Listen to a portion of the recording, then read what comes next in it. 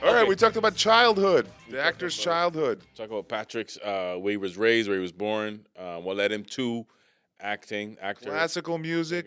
Patrick Brancato on the Sitting like a gay guy or European. We talked about women and how awesome they are to deal with on sets of movies, TV shows, commercials.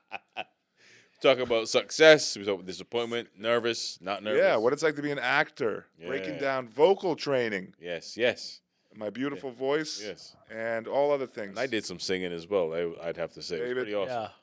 Yeah. Pretty awesome. And we have an awesome guest, so check it out. Check it out. Episode 40, Velvet Sugar Podcast. Thank you. How are you, David? I'm good. It's Wednesday. Yeah? That I know. I'm aware of that. Cook some soup, had some soup. Obviously, I'll be hungry again in another 25 minutes. Soup. I'm a soup guy. Us Eastern Europeans, we love soup. We get good soup at work, and I always get soup. And people are like, you always get soup. I'm like, yeah, you don't get soup in Europe. Like, you don't have lunch without soup. You always get soup. What kind of soup you had at work? You had at work? Minestrone? Today they had a Hungarian mushroom. Hungarian mushroom. It's really good. I like lentil and split pea. They had a lentil, too. I like lentil and split pea. Love lentil, love split pea. Those are like my healthy go-to soups. This soup has any split pea. I give you a lot because I feel you'll probably give Anna a taste or something. Yeah. You might. A teaspoon. I'll give her a little bit. Wait, Does does it have anything meat? How about stock? Chicken stock? It's vegan? It's a vegan soup? It's vegetables. Any cream in it? No. Butter. It's vegan. I don't think he butters. She's going to eat that soup with me. I don't think he butters anything. It's split pea. Split pea is, like I said, pumpkin, some yellow yam. You reminded me of that sketch we did on Instagram with the driving the Uber thing. No, the driving the GPS. And I'm driving in the Jamaican yellow yam. Like, you got to get some cassava, brother, some good food. Lock your mouth. Oh, man. So we got... Give me 2 seconds. Our actor guest is Instagramming live. He's sitting like an actor, too. You're sitting very European right now. Really? Yeah. That's funny. We talked about this on other episodes. Well, I have European in me, so it's probably just a natural thing. This is okay for like a guy my size to sit like this, and it's not gay at all in Europe. Right? In America, people would think I'm gay. Culturally, you got to do this. Okay. Otherwise, you're... In Manhattan, you could do that. Or then some people do this. That's... no, that's really gay. No, it's not. Trying to do no, it. but that you could sit like my dad would sit like this growing up. I never used to sit like this because I thought it was gay. No, but isn't that funny? But it is a cultural thing, right? Like, I think in Manhattan that's more acceptable, but in the outer boroughs, not so much. I feel like Dave, sit like this for a second. I want to see you sit. This is how you sit when you're an A-lister. Sit like this. Like that? Don't pretend No, you can't. cross. I got big balls. Come on, stop it. Just put your So leg. do I. That's do why that. this hurts. No, come on, do it. Just like a little more. Now, see, on you it looks gay. Yeah. Now you look African. You just went from black guy to African. It feels gay this way, sitting this way. He's like, it feels gay. Yeah. You even said it like it feels gay. Feels gay. Nah. Nothing wrong with being gay. Okay, just saying. So now that we got the advertisement out of the way, we got a guest here today. we do. Special. Wait, are we recording now? We do, of course. We've been recording. This is all going to be on the podcast. We got outros, outtakes, funny. No editing. Yeah, man. You're trapped. This is Right. I retract everything I said. this is our 40th episode. 40th episode. Yeah. I did this 40 times. 40 hours. Yeah. Well, we're not technically because remember we started off doing 30 minutes. Yeah, we did it in my my dining room. Our first one, which was actually pretty good. It was just so horrible. I know, but we couldn't even. The audio was just so off. Hear anything? It was weird. But it was actually it flowed so well. Now we have the world's sexiest producer, Terrence. He'll never be seen on the show, but maybe one day. Yeah, maybe one day. Keeps him interesting. People want to see. Yeah. Want to see who's Terrence? But yeah, we like I said, 40th episode. We welcome my original white friend before you. That was the first one. We have a special guest. You should give a good intro. You know. Yes, Patrick. I know him. This brother. We met about 7 years ago now. We did. First, give the proper intro of what he is. Like, Okay. Right. Do it. I want to see you do it. So our next guest is an actor, singer, I'm listening. songwriter. What? Yes. And opera singer. Yes. Not just a singer, but an opera singer. Oh my! He has music out on Spotify. Nice. Yeah. Yes, he does. You do? You have music Yeah. on Spotify? Country music. Yeah.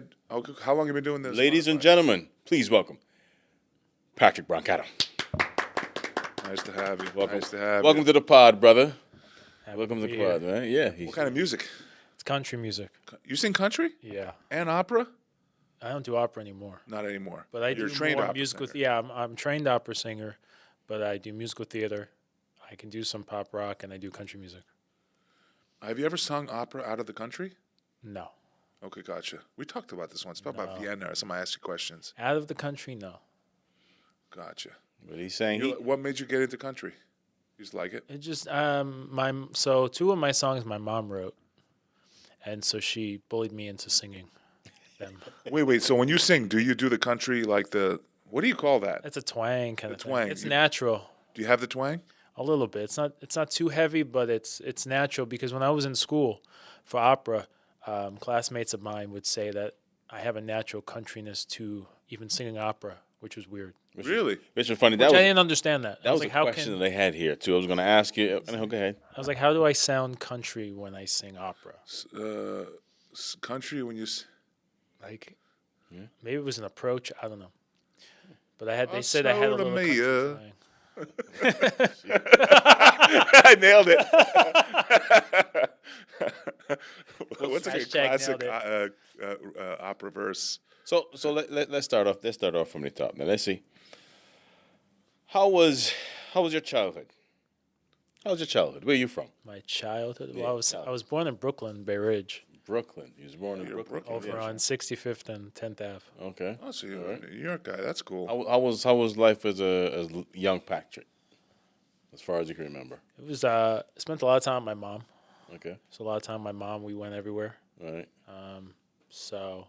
But after Brooklyn, we moved to Yonkers, White Plains, or Yonkers, Westchester. All right. And again, like it was always just my mom and I, and then my brother came along because I needed a friend. Any singers in the family? My mom can sing, but she just doesn't have the confidence.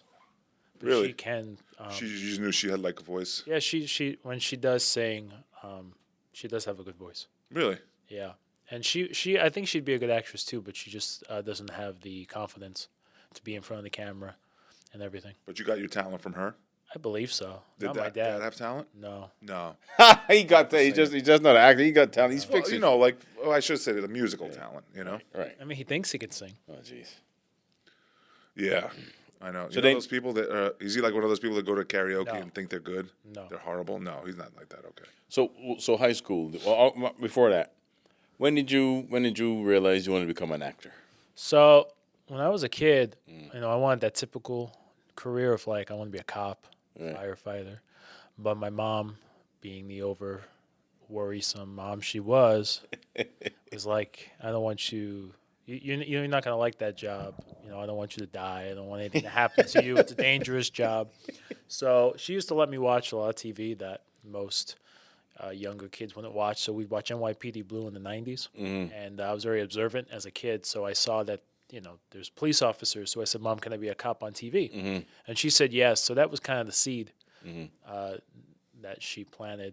And then when I was 9, I saw Austin Powers. And I was like, well, I could do that. So that's when, like, the tree started to grow more. And then... She encouraged you to go away from the police and stuff? Yeah. She's like, I want you to get laid more, get more pussy, and make a little more money, or be really broke. One of those two things will happen. Oh God.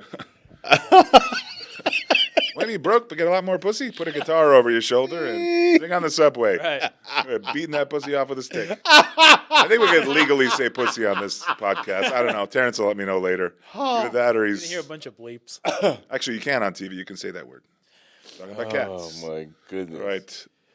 Yo. So mom encouraged you. That's cool. Yeah. Well, Usually parents shoot down the dreams, right? That's the classic thing. Oh, you want to be Yeah. an actor? You should be a cop like your I brother. think my mom said because her father sort of did that a little bit to her. She felt she didn't want to ever do that to her kids. That's good. But your grandfather was a comedian. Yeah, my grandfather did comedy later in life once. Stand up? Yeah. Really? But he would tell jokes. What era? What like way back? Yeah, he would tell. 60s, 50s, 60s? What do you mean? Like what decades did he do that? No, he did it when in late 2000s. Really? Later on, he used to do it when he was in the Navy. So in the 50s, he would do it in the Navy a little bit. When they would go to different ports, he would do little open mics for that era, and he would tell jokes. So the guy or there'd be a bar where there was like an open mic type of talent show thing, and his buddies would say, "Oh, go up there! You're so funny! You're so funny! Do it!" So he would just tell old jokes though. Navy jokes. And syphilis. Oh, I thought her name was Phyllis. Syphilis. But turns out. And so he used to crabs. tell a story where he entered a competition when he was in the Navy at this bar when they were in the port, and the winner would get to be on the Ed Sullivan Show. And he lost because he didn't have enough people in the audience, but people, some of his friends and some people came up and said, "You really should have won." But the guy who won wasn't as talented. But he said, "Oh, if I won that, who knew what could have happened? Being on the Ed Sullivan Show back then." Man, that was a real launching pad. That was going viral. Before it was going viral. I was just thinking about like the USO stuff. Who's the guy that used to always tour? The old guy, Bob Hope. Bob Hope. Yeah. What was that USO that he would do? And that's like performing for the troops. Is that what you call it? Yeah. But they have like comedians in the Navy and stuff too. I don't know. But I know that did it. But he never pursued it because my grandmother, who was older than him, told him no, he has to get a job.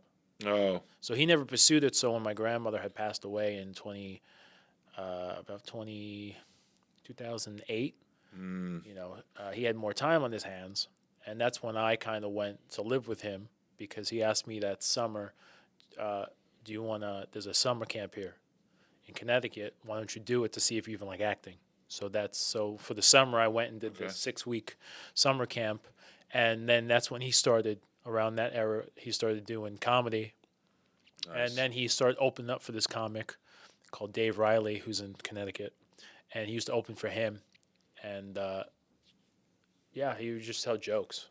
Nice.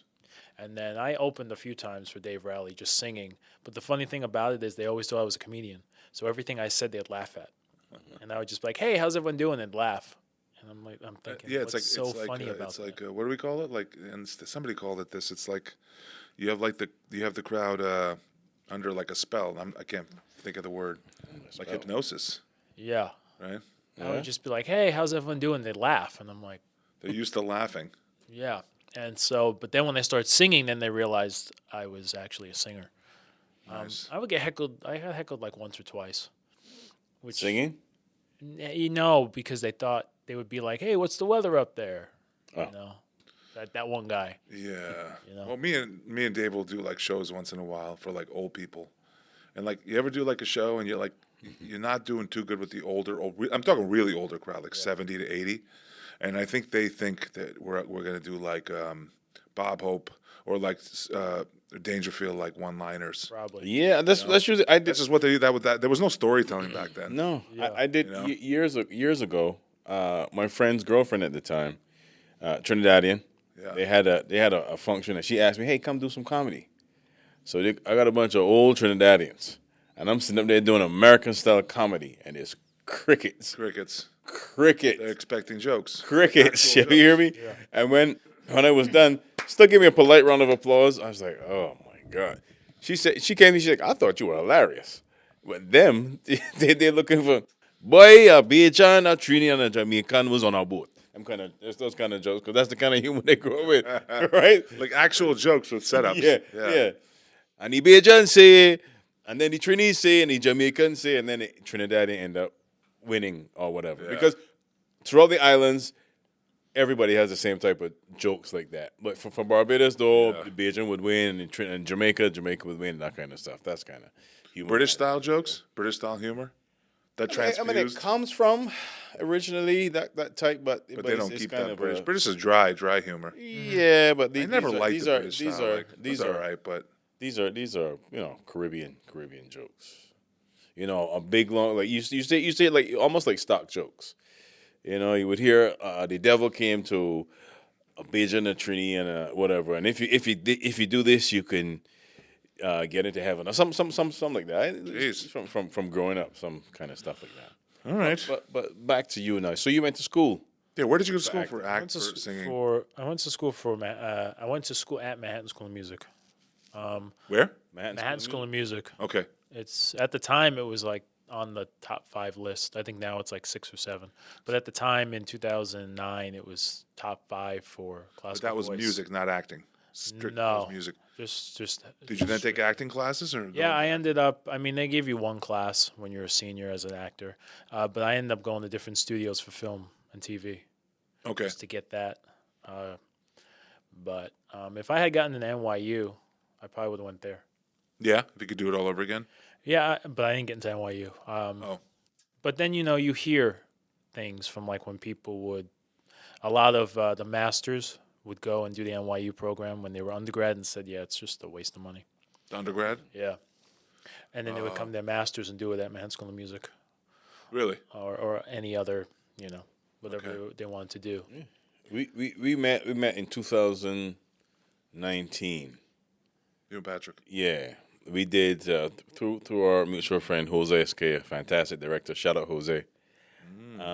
We did what's the correct term? We did a series of Shakespeare readings. We performed for CUNY, right? Yeah. It was CUNY. But we took like different monologues and pieced them together. So you had like a little Othello monologue, a little Hamlet monologue, a little what else? Yeah, but Put them up like in front of the class? Well, no, we did like readings of it. But he got all together like a collection of different Shakespearean things that were about power and control and stuff. Yeah. But like for example, one of the readings, like I was Lady Macbeth. Okay. Right? But I was a guy, doing it. So he didn't stick with the gender. You were ahead of your time. Yeah. Yeah. Little transgender humor there. Well, actually, when I did Othello, there was a female Othello. Yeah, they've always tried stuff like that. So we did like people think Hamilton was the first one to do it. We're like, oh, look, this black guy's playing people who are supposed to be white No, that's been done before. Of course. It's been done in the past. Yeah. And then from there, we started doing, because I realized that he used to do sketches, and then he got tired of being. You say what you got tired of doing in sketches.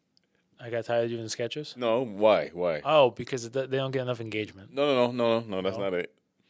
He got tired of being the only white guy in black. Oh, that's true. The black sketch. He was just the white guy. Listen, it's so funny. I was always the white guy, and then I worked with other, people who did sketches, and I was just always the white guy. So you think the music school, the acting class, you think it's rewarding? You liked it? I think the problem with going to school for music, especially more of a classical school or a conservative, it kind of kills it for you. It was like what they call a conservatory, right? Yeah, it's a conservatory. It kind of kills it for you.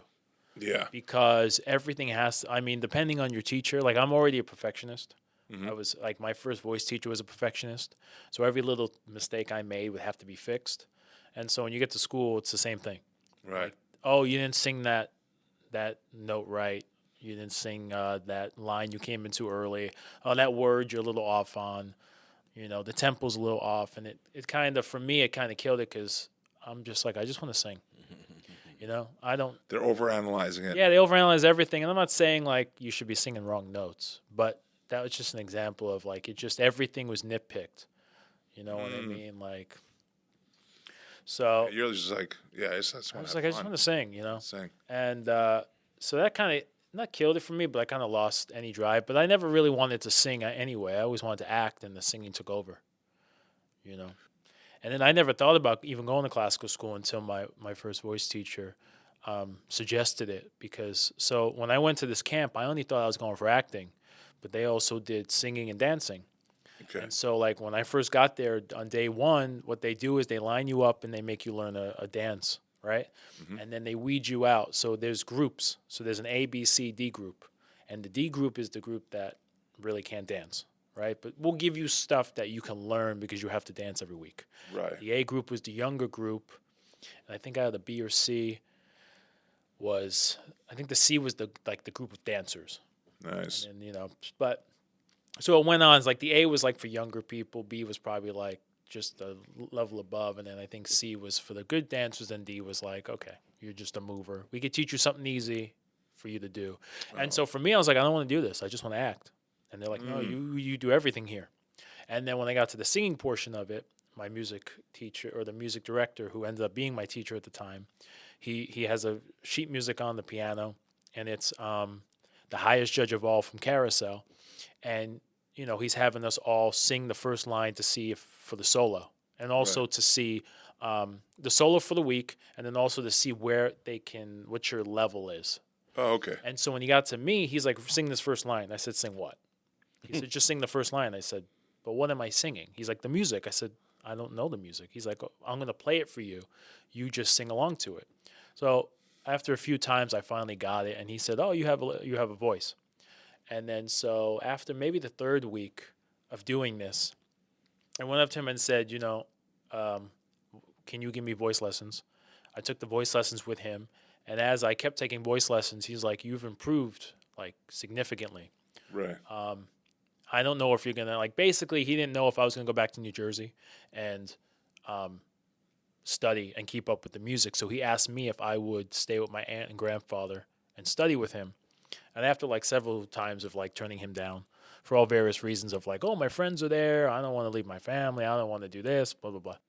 I said yes, so that's when I moved there, and I went to high school in Connecticut while I studied with him music. Oh. And my junior year was when my junior probably into senior year was when he said, your voice has matured significantly, and I think you could do classical music. So that's when he started introducing classical music to me, and I was like, what? I don't want to sing this. He's like, yo, I'm a Brooklyn guy. So the first song he gave me was I think a German song to sing, and you have to wear a powdered wig when you do it? Yeah. I do visualize a powdered wig. You'd have to. And I will sing the German national anthem. All rise, yeah, raises your hand. No. So, yeah. So, and then I sang a French song, and then he would introduce Italian. In French? Yeah. But you don't speak French, or right? No. But you learn the words in French? Yeah. Oh, shit. I hated French. I hated singing French. Really? But I think I was pretty good at it. I know. I was pretty good at it. Il est né l'été enfant, jour son nom résonnait musette. Il est. I don't know what it is. I think it was. I got another one. Frère Jacques, Frère Jacques. My thing with French is I always joked in school. I said, listen, if you forget the lines, just mumble in an accent. Yeah. Until you get back on. Just so you get back the words. Fake it until you look really racist. Yeah. Okay, I don't understand this. I wanted to ask you, what do you think is the youngest a kid could start learning voice lessons? So when I was going to school, there were kids there were other students that said they were singing since they were 3 or 4. No, I mean lessons though. Like a kid, take my daughter has confidence issues but she has a tone in her voice. Yeah. My dad was a singer. He was a bassist and a lead singer in a band, as when he was a young guy in his 30s. And he told me, he's like, yeah, she has, he knows. A singer will know when another singer has tone. I don't know. I have no tone and I can't sing. Yeah. So but she's not confident. She's a young kid. When can kids start learning singing lessons? Yeah. So 13, 14, 12. No, you can. I said I had other classmates who started taking voice lessons at 3 or 4. That young. Yeah. Jesus Christ. So that's why when I started learning at 15, that's why when I started singing at 15, and he said that you could do classical voice music, vocal music classically, and then I went to school and they were all telling me this, and I said I've only been singing for a year and a half. How do you teach singing? Because I have no idea. What do you the guy starts singing and you tell him to move their throat a certain way? Yeah, it's a whole thing. Like somebody will start singing and you'll say, no, okay, these are the notes. Try and sing this note, right? This is a C. Try and sing this. Okay, now try and. I'll give you an example. Yeah, but not everyone. I do it right now. I'm one of those. I can't sing. You got to be my voice coach. Yeah. Give me something to sing. Go ahead. It's something to sing. I have to know the line. What? What can I don't know. What's something you know? I don't know. I've never sung in my life. You don't know? You don't have a favorite song? Okay, I Did It My Way by Frank Sinatra. Jeez. I used to sing that in the shower. I'm terrified right now. I don't even know why I started this, but I'm going to sing it. we can skip So watch, like, I did it my way. It was terrible, I know. Yeah. But how do you now correct me? So if I had a piano, I mean, you would just play the proper whatever those notes are, because I don't have perfect pitch, so I don't really know what the notes are. But you would say, take it. I did it my way, and take it maybe line by line, or the I did it.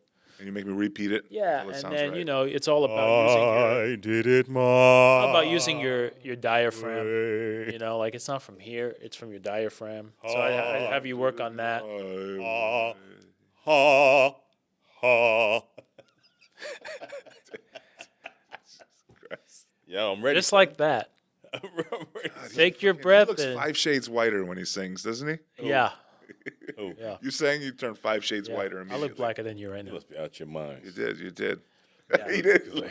So I think so. At first, it would they would I would work. We'd practice your breath support because it all comes from your diaphragm. So I'd practice you like take a breath in, hold it, and then It's the same type of thing for theater. When they say you got to speak to the back of the room and it comes from your diaphragm, and you learn to speak from here, da da da. Because when you do theater, it's live, it's not film, yeah and you gotta because you done not to cross you, but you've done plays as well. yeah He's done like some original web series. He's done yeah. I've done plays, plays, done musicals. musicals. I mean, they always say if you do stage first, then you go to film and TV, you're a stronger actor than if you do film and TV and you try and go to stage. That's Yeah. true. Because it's a different approach. Like I've worked When are you a stronger actor? When you do what? when you just start with stage, Oh, hell yeah. you're a stronger actor than if you start film and TV and you try and go to stage. 100%. Because you're so used to being small. Yeah, Right? I started in stage. But the thing with 100%. me was I was always in the middle where I wasn't big enough for stage, but I was too big for film and TV. Really about musical theater. Yeah, so I had to find that balance. Like I still don't think I'm the right. I don't know how you'd say it, but like I'll watch interviews with guys who are on Broadway, and I'm like, that's not me. I don't have that energy you have. You like musical theater? I do, but I'm more classical musical theater, like Into the Woods, Phantom of the Opera, Oklahoma. I'm not with the newer stuff. Yeah. So but the problem is when they bring the old stuff back, they mix it with like the newer stuff. So Yeah, it's they're not starting the to do old. that, It's right? not the it's like a revival and That's like with country and rap. When they put rapping in country, I go, ugh, stop it. oh, Just I like that. stop it. That's Yeah. terrible. Like when they put black people in, like, Hamilton. No, I'm just kidding. Like when they get German people. What are you again? German. He Polish? calls me German. Whatever you are. Russians. Whatever. Hey, listen, our people, the Slavs, we have Russians, a little something to do with theater and ballet and dancing. Might have started. Oh, I'm sorry, acting. Somebody may have heard of Stanislavski, David. Yeah. Yeah, that's all right. I heard you Can had make fun of us ointment. Russians. You got ointment for that. I got. When was it? When did Stanislavski? He did. He started acting, right? It was 1870s, 1880s, 1890s. Around then. Before then, people would just like yell out. You know It's what's like, no, funny? you got to have emotion behind it. I went to when I was thinking about taking acting classes. You got to get back to your point. But when I there he is, Konstantin Stanislavski, Stanislavski, modern the Moscow, considered Russia. the modern father of acting. Yeah, When I went to audit a school in the city, right? I went to audit a school in the city, and there was a British teacher, and she was talking about the transfer of energy from one character to the next, right? Now, there were actually people that were there on Broadway, namely The Lion King. Like, I met a dude, sister, they're all on Broadway. And she was talking about the transfer energy. So, like, all the musical theater people had a problem staying, like, stone still, right? And she was like, you're moving, you got to stop moving. And then I remember this dude said next to me, he's like, yo, we all characters. Like, my mama can act, she crazy too. Everybody's moving. I said, so what is true acting? Because I really wanted to take a class. Then I backed off. I was like, nah, let me just figure it out. Yeah. And I never because what is acting? What is true acting? And I believe whatever classes you take that brings the best out of you. Whatever lessons you take, actor, singer, they should serve you as opposed to you serve it. Because you got people that get lessons, but they serve their training like all the time. If you ever listen to Key and Peele, and it talking about how brilliant they are. He always goes, "It's the training. It's the training. It's the training." You know what I mean? Yeah. So, but Yeah, I don't know. Over the years, I used to take from this acting studio, and they used to do all the techniques, right? The Stanislavski, the Meisner. the Lee Strasberg, because they said you need to have it all in your toolbox, Yeah. right? But the problem with that studio for me was I overthink.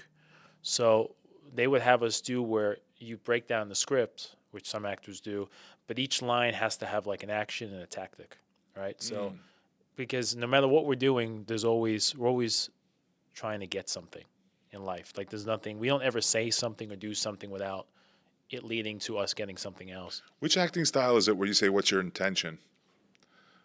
That I don't know. You know, like what is the intention of your? Cause like you're reading a guy who's you're reading a line and the character is like an alcoholic talking to his wife. I mean, I know this method, but that's not.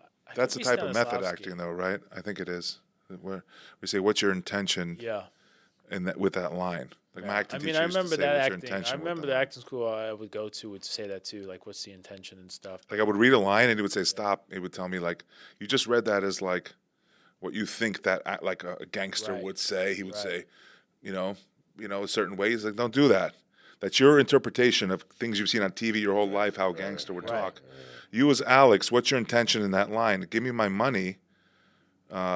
You have to create a backstory for yourself. Like if this guy doesn't give me my fucking money, I'm not gonna fucking. My kids aren't gonna eat. Where's my fucking money, that kind Dave? of does sound. That kind of does sound. And then like it turns mine into too. the real you, right? Yeah. Why are you laughing? so serious. It was so. David, And the way you point.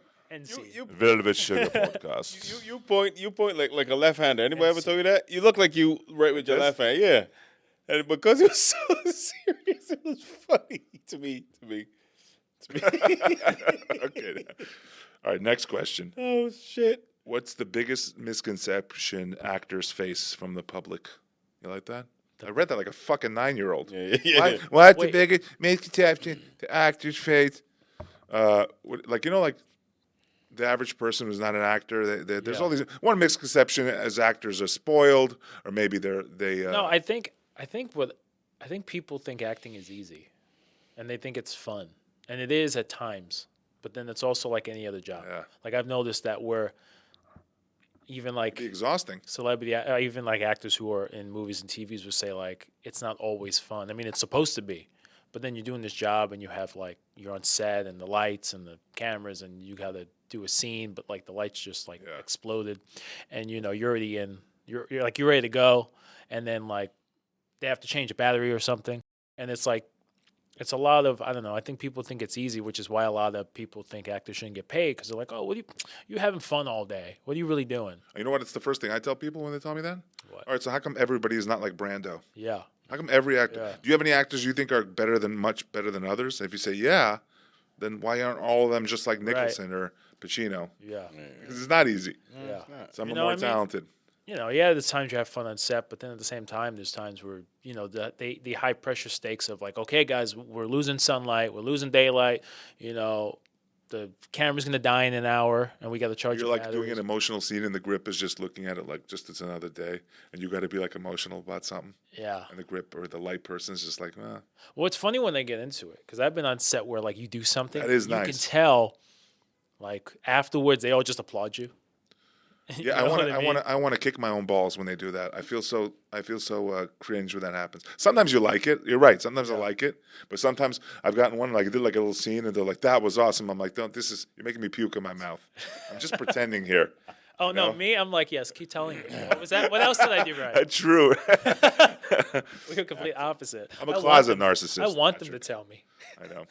I think at this point, I definitely love acting. What about working with difficult actors? I know how to make Dave laugh. Never mind. We fucking talked about this on the other podcast. He came at, and Patrick is really hard. If he doesn't like stuff, he don't sugarcoat it. He goes, no. You ever work with a difficult actor? Yeah, I was when I was in college. I was working with this actress who clearly, she was Shocked you said woman. Anyway, go on. Go on.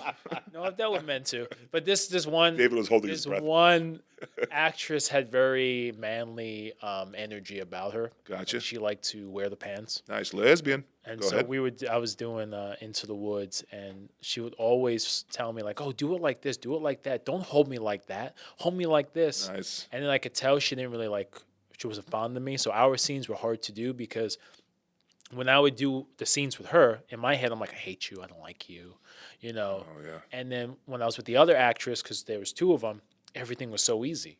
You know what I mean? It was like, oh, this is great. I'm in the scene. I enjoy doing scenes with her. If something wrong would happen, we would just play off it, Yeah.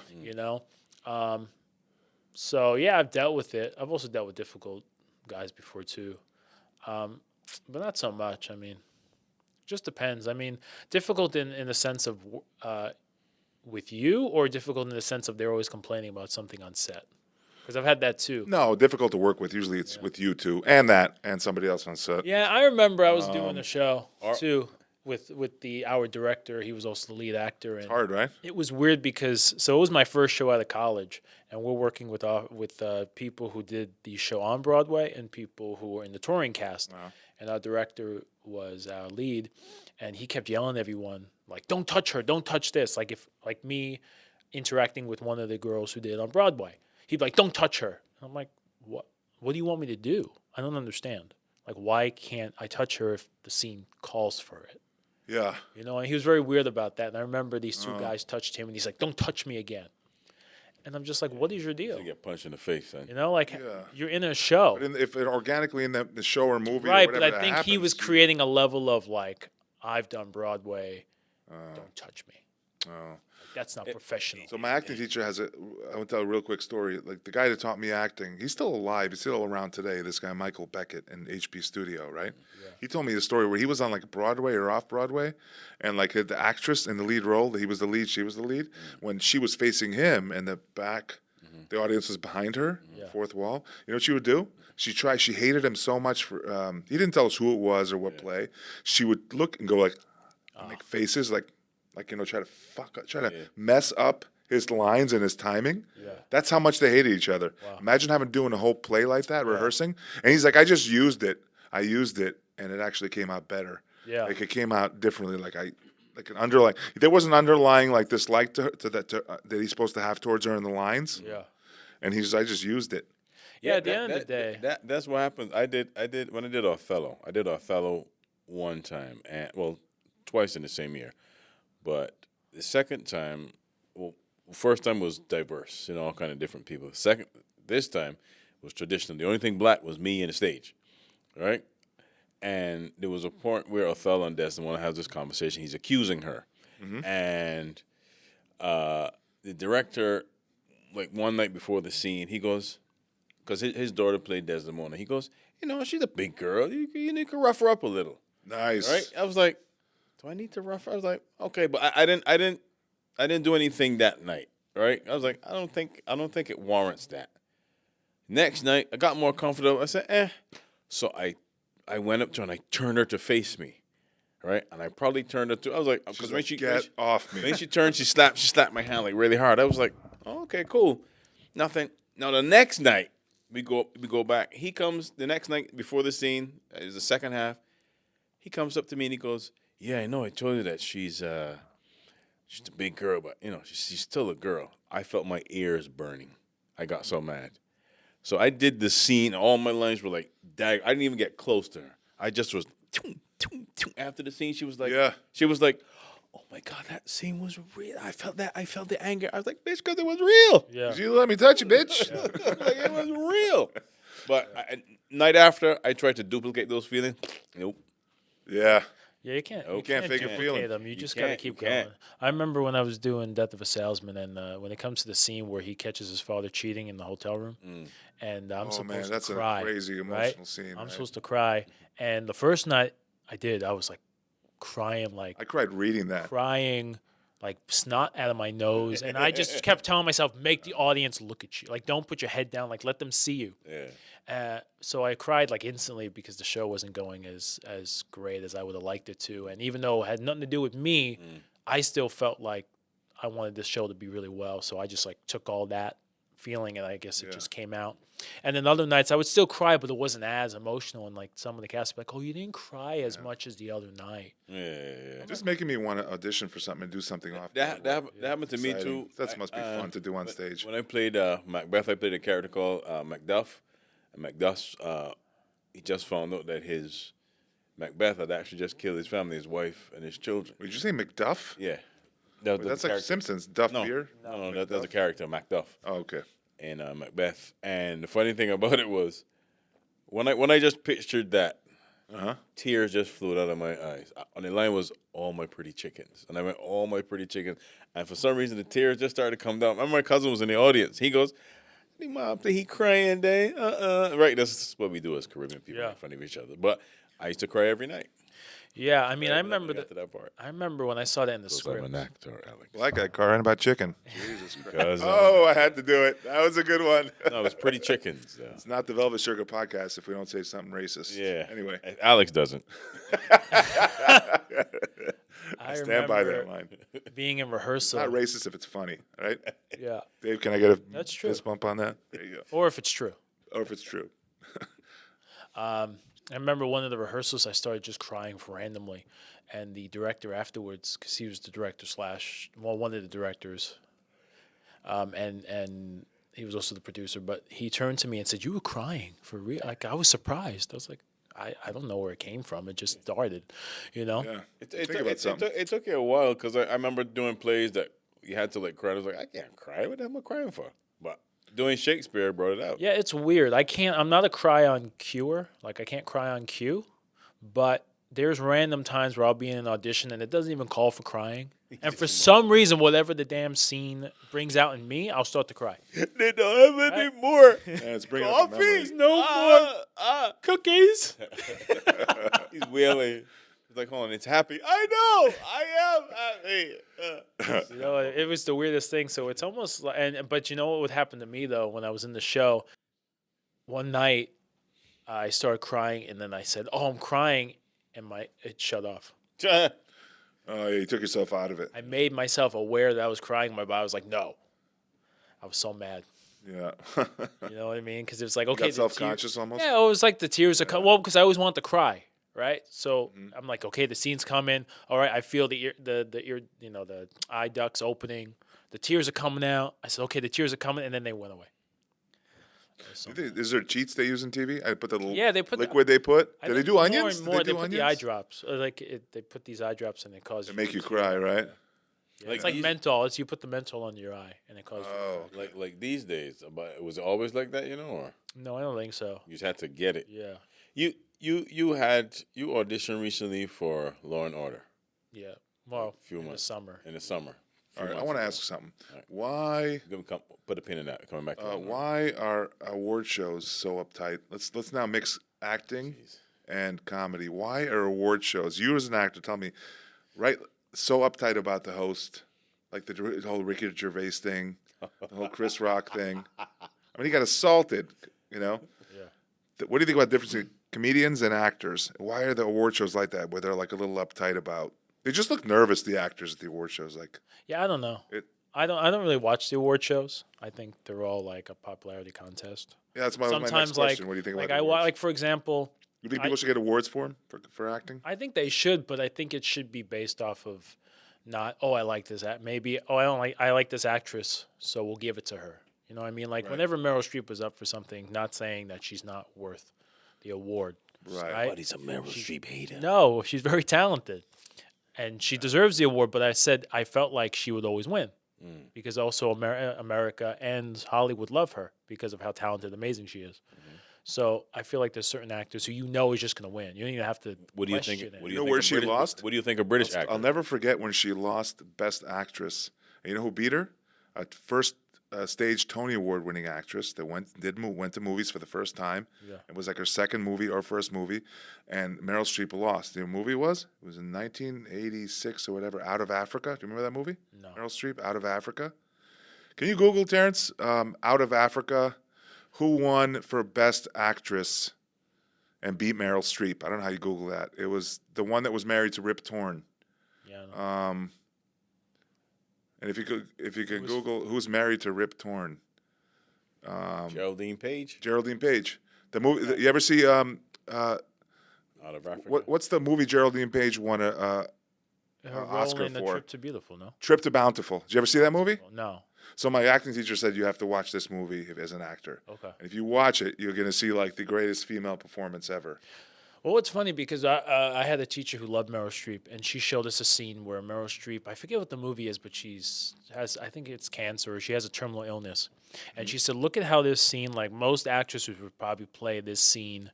So she walks into the room, she sees her husband, and she sees the husband and her nurse laughing. So as a woman who's terminally ill, she's jealous of the fact that, oh, my husband and my nurse are laughing and stuff. So she comes in and she could play angry, but she didn't just play angry. She played like she came in and she stumbled and she laughed and then she was angry and then she cried a little bit. And then, you know what I mean? So she went through a range of emotions. Right. She didn't just come in and get, thing. you know? Well, anyway, in Trip to Bountiful, the range is like... Yeah, it was that movie, One True Thing. Where she comes into the room, she slips, and she slips and falls, and she starts laughing, and then she's crying, and then she's upset, and then she's angry. But it's like so she said, like, look at the range she did. Most actresses were actors where they came in and just stuck to angry. But whatever she was feeling, she went with. So maybe she just happened to laugh, right? Even though the script didn't call for it, maybe she happened to laugh. Going through a whole gamut of emotions in a short time. So what do you think about British actors? I mean, they're talented because they take all of our work. Yeah. So whatever they're teaching them, Also Australian, right? whatever they're teaching actors in Britain and London and everything. And also Australian. Like Geoffrey Rush was one of my favorite actors for a long time. Oh yeah. They got like a big thing going on there, right? They got a lot of good actors come out of there, out of Australia or England. Yeah, it's whatever they're teaching. I know I have a few people I've worked with who went to, London to learn. But now it's changing. Like you used to never have good Asian actors, and now you have like great movies with good. Now you used to have like you remember in the 90s and 80s. That's the horrible time of like you had like the same 5 Asian actors in every movie, and now there's like Korea. There's good actors coming out of Korea, especially Korean cinema. But they make good movies. They make good. Like I remember, I think she was Korean. The movie that won the Oscar, what was it called? I can't remember. Something. What was it? Parasite. Oh, Parasite. I didn't watch that movie. It's interesting. You see some good acting range in that Yeah. movie. You know what, man? Because of we just have a plethora of things to watch across different platforms. Like Caliphate, it's out. It's like is it Saudi Arabia? It's a where's Caliphate on Netflix? Terrence, where's that from? But that is so gritty and it's beat, but it grips you from like moment to moment. Yeah. It keeps you on the edge, and it's just like it has to do with extreme religion, and people trying to flee from there and get maybe to Norway or Sweden or something like that. But it's fantastic. There's it, Caliphate 2020. That right there. Oh my goodness. Swedish.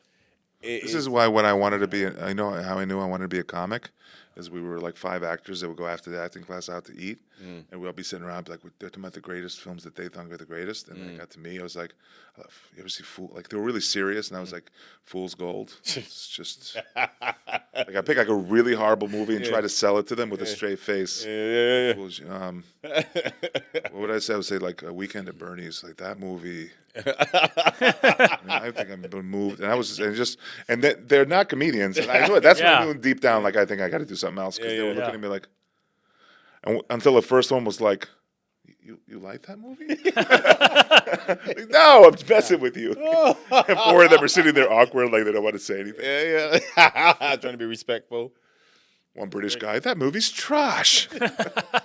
Movies, The fuck is you have to be talking put in a about? bin.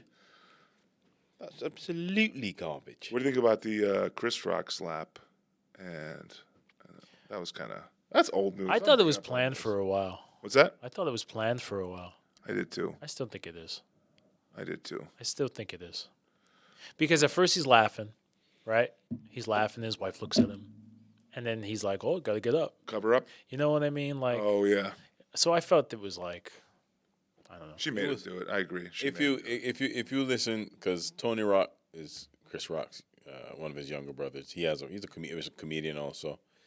And if you heard him like go off, he go off on Will Smith, like because it was a lot of things surrounding that. It was the first time it was black producers of the Oscars that, and it was like, how are we gonna fight and do shit? Oh man, it was tough. It was tough. Yeah. I thought it was staged at first too, and then I was like, oh man, he just got up and slapped him. I was like, wow. Yeah, I don't know. A lot of people felt like too. Well, if Will Smith is defending his woman, like that's valiant of him. But then at the same time, like, if he didn't laugh at first, that's what they caught him laughing at it. Yeah. You chuckled. Yeah, it might have been like an uncomfortable right? laugh. And then it's like, okay, well, if that was, let's say, Ali Sadiq, would Will Smith slap Ali Sadiq? Because they would have been fighting. Yeah. Yeah. Well, I think Will Smith had like training. Would he have slapped Eddie Murphy? A big guy, and he had training, but like I think he said he's like 6'2", but still, I mean, yeah. Ali Sadiq came like 5'7", but he's not afraid of anybody. Yeah. he said there was a dude that he fought. He's like, every time he seen him, he messed him up for like 7 or 8 years. They used to they fought like every time he see him, he's like, it was on site. Ali Sadiq speak. He's like, it was on site, man. It was on site. Cat Williams, he slaps Cat Williams. Oh shit, it's on. Yeah, them two don't. Yeah, they don't get along. No. I saw the other day on Instagram an interview with Eddie Murphy where he doesn't do his laugh anymore. Yeah, he doesn't do. He doesn't do that laugh. It's a little anymore. exaggerated the whole time. Yeah. Yeah, he said he doesn't do it. But because I know we're gonna have a short amount of time left. So before we get any further, we actually started to do sketches, a lot of sketches, him and I, during the pandemic. We did a bunch of stuff from 2020 during the pandemic. We used to do sketches like. And check out these sketches on Instagram. Where? Black Rock Dave. Black Rock Dave. Black Rock Somebody's Dave. listening right now. PF. And check out these sketches. PF Black Rock brand. Dave. Yeah, PF I'll give you brand. a shout out. We used to do what we did. We did Stakeout. We had a series we called Stakeout. Stakeout. We just used to do a bunch of stuff, like a bunch of stuff. Like, I like Polite Robber. huh? I like the the Polite robber that Robber. asks you how I did. Oh yeah, the Like survey. a survey, robber Yeah, survey. yeah. That was a clever one. Yeah. yeah. That was fun. We used to do a bunch of stuff. But I think it's funny too because I think I tell people this. I feel like all of the everything I've done right with independent films, with the sketches, set me up or set you up for the bigger stage. Because like I think maybe it was like 2 or 3 years ago, I was watching Phantom of the Opera, and I was in like the back, and I'm watching the Phantom move around the stage, and I'm like, I've done that. Like I've done that in community theater. I've done that off Broadway. Yeah. So it's the same. So if I ever get to Broadway, like I already know what to do. Like it's just the stakes are higher and there's more money, and there's somebody watching your every move and going to tell you if you like flub a line, and they're going to charge It's you. the same thing. But it's the same thing, and the same with film. Like we filmed before, we have to stay on a time. We have to make sure the lines are Yeah. Same in comedy. Same. Right? Doesn't matter if you're doing 10 people or 5,000 people. right. Once your foundation. Or, yeah. You just got to be you and just it's organic. How good are you with remembering lines? I'm pretty good. Yeah, he's very good. I'm pretty Yeah. good. Good memory. I don't know. I used to be so. How I knew I was ready for a bigger stage or like bigger stuff was when I stopped freaking out about lines. Because when I was younger, I'd say see an audition and be like, "Yeah, I'm gonna go for it," and then I would think, "Oh, but there's probably a lot of lines. How am I gonna memorize that?" And then I just got over it and like, yeah, I can memorize lines. I mean, sometimes it depends. Like the more you do it, the faster my brain retains it. Like, but if I'm not doing it for a while, it does take me some time. But I notice, like, if I'm filming, like, say I was filming weekly, right? My brain would learn the line faster because you train. You your get brain. better. Yeah, you get better at it. So I've gotten better, but like I try and take the nerves out of it. Like there's pressure when you learn lines. Like I gotta learn the lines. I gotta get it. Yeah, I kind of hate it. And I've had before, and I don't like the directors and the writers who make you do it word for word. Because like I was seeing a reel with this acting teacher, and I agree with what he said. It kind of puts pressure on you, and it takes you out of it. Because now I got to be word perfect. You don't want to be completely perfect, but not change it too much. Right. But if you miss like a No, but there's and people instead of- who Like, I've oh, you had missed on set. the. You missed then. You said the. I'm like, really? All right, that's nitpicking, right? Like, doesn't You really know what matter. I mean? They want it word for word for their process. But like, And you know what? If they're right, that's their. Who wrote Glengarry Glen Ross? What prerogative. was his name? who? Glengarry Glen Ross. I don't know. That was And Gary, I'm like one of the actors. the American writer, still alive. Glenn Ross. He's considered like the American classic, but he's still alive. It's David Mamet. Oh, David Mamet. You know, my acting teacher always said about him. Like, if you look at his scripts, one of the hardest to try to get word for, because this is what it was like. You know, you picture like reading like, you know, John semicolon. It'd be like dot dot dot. I dot dot dot dot. Saw you dot dot the other day. Like, it was very like real life. How people talk in real life. Like, you know, there's a lot of pauses and ums, and he writes like that. Very hard to remember that. It's hard to remember that, but I feel like knowing that when I do it naturally, or if somebody does it naturally, I think it's okay. Yeah. Because naturally, sometimes we'll do that. Well, we'll add or we'll add something like that, and we're thinking, well, that's not in the script, but that's like how a person talks. I don't know. I feel like there was one episode we filmed with Tino, and we had the audience, people watching us because they thought it was. In Brooklyn? No, this was in Manhattan. 5 minutes. It was in Manhattan. Yeah, this was we started because we did a stakeout from the so what the concept of stakeout was you got me. Oh, I saw that one. Right. There was people watching you guys. Yes, and one woman thought it was real because he turned the corner and she said he's here. He's right here. She snitched on him. But I think I say that because I think it led to like when I did Law and Order, nothing fazed me on that set.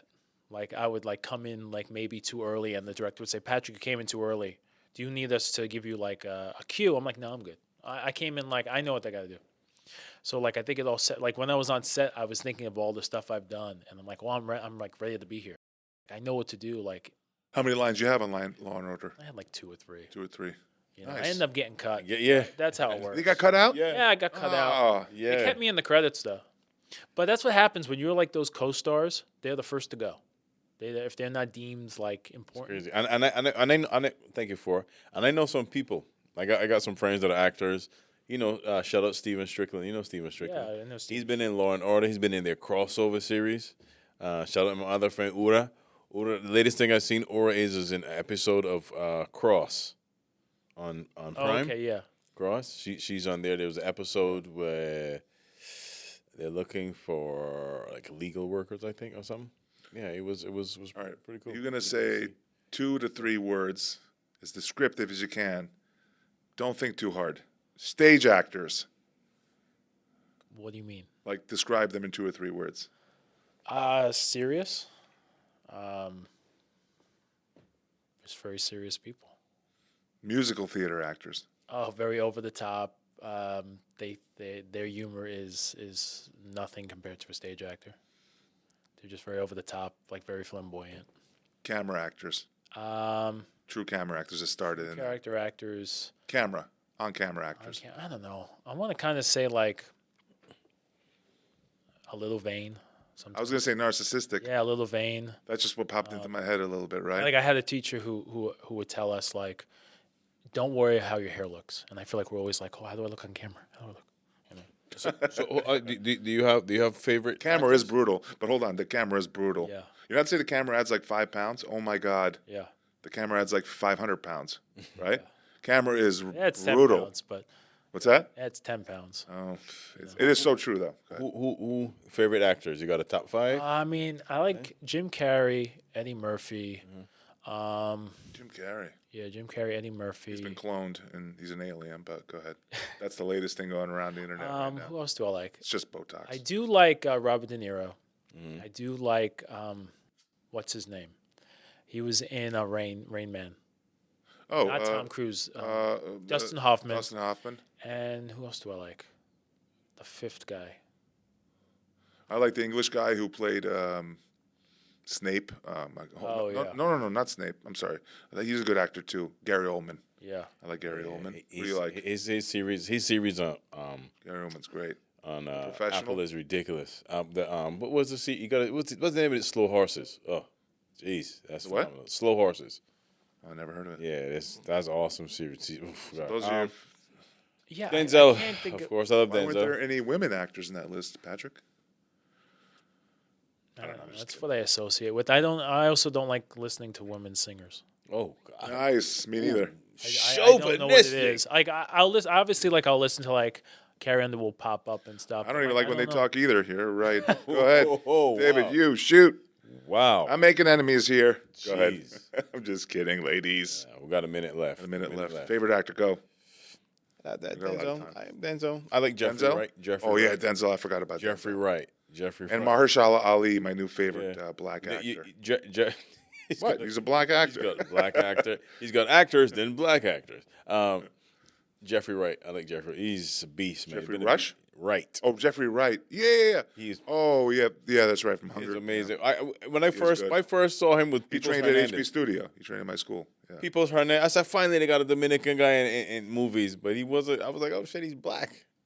But Dominicans, I know black, but they are black too. I know black, Poppy. But they're black too. But yeah, but he's just great. And there's a ton of other people, ton of actresses that I see.